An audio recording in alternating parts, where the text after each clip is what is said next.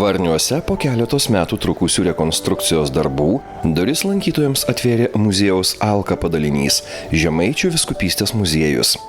Jis kviečia susipažinti su Žemaičių vyskupystės istorija, patirti Lietuvos didžiosios kunigaikštystės baroko dvasią, pasigėrėti iš bokšto atsiveriančią Varnių panoramą, apžiūrėti atvertas autentiškas Žemaičių kunigų seminarijos erdves ir Žemaitijos sakralinio paveldo lobyną.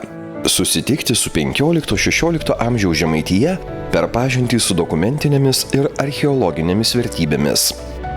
Stovime greta vieno svarbiausių XIX amžiaus lietuvių kultūros židinių, anuomet buvusios Varnių kunigų seminarijos, šiandieną Žemaičių vyskupystės muziejaus.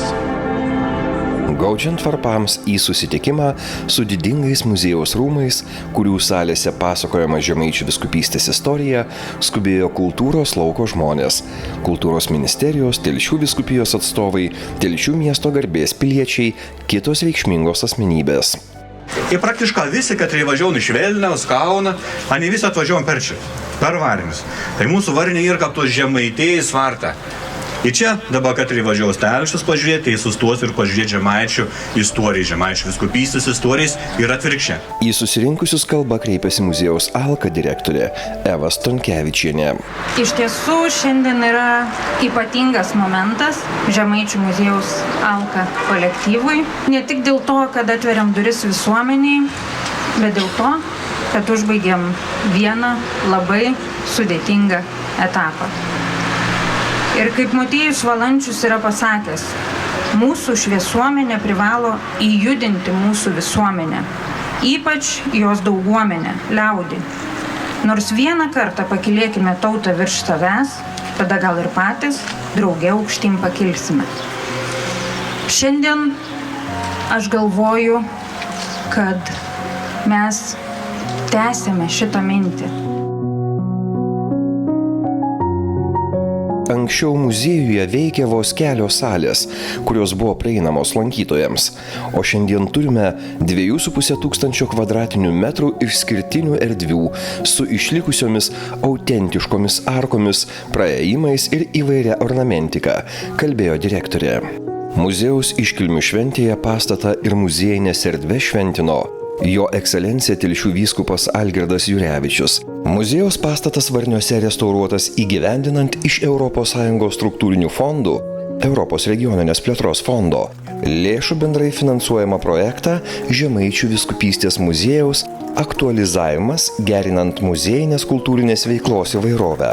Tvarkybos darbai įgyvendinti nuo 2021 metų pagal architektės Marijos Nemunienės parengtą tvarkybos darbų projektą. Varnių kunigų seminarijos pastato projektas. Darbus įgyvendino uždaroji akcinė bendrovė Infes. Pats ieškojau prasmės darbė prieš 5 metus, tai ją atradau tokią, kad galvoju, kad visgi statau svarbius objektus Lietuvai ir visai gerai jaučiuosi dėl to.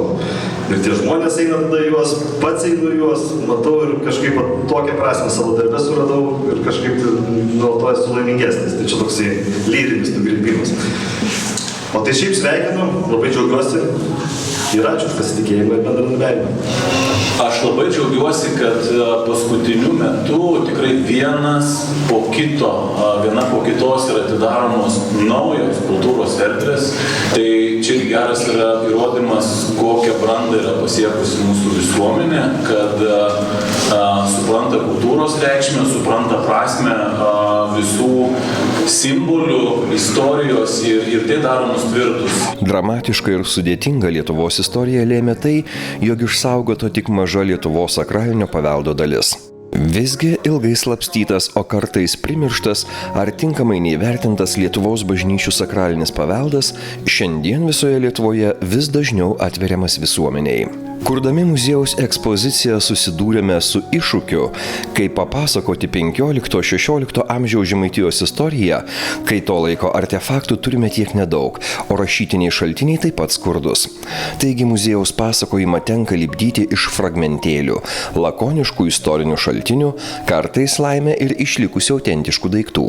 Pasitelkdami tyrėjų įžvalgas, menininkų interpretacijas, šiandien kuriame daugiabalsį muziejaus pasakojimą, kuriame lankytojai išvys galbūt ne itin daug, bet įspūdingų archeologijos, sakralinio paveldo artefaktų, knygų ir dokumentų, per amžius išsaugotų daugybės žmonių dėka.